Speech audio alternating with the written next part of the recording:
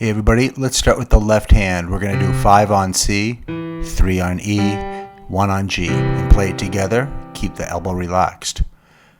The next part will be 4 on D, 2 on F, and then E, 3 on E, 1 on G, and then it goes back down,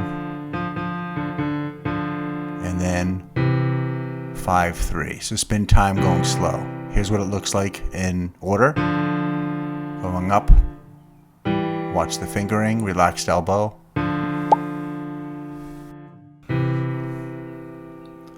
Alright, so now that you got the coordination, just be sure your wrist is relaxed, your body's relaxed, and then you can put a rhythm to it, just doing really slow quarter notes.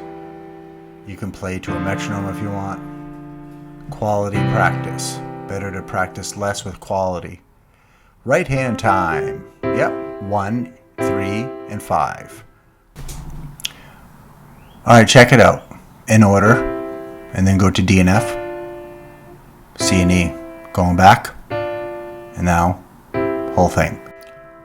Try both hands when you're ready. You can do one hand at a time and switch days. And then maybe on day 3, try both hands. Arm weight. That is an example of splatting. A lot of newer players do that. You want quality sound, not the splatting.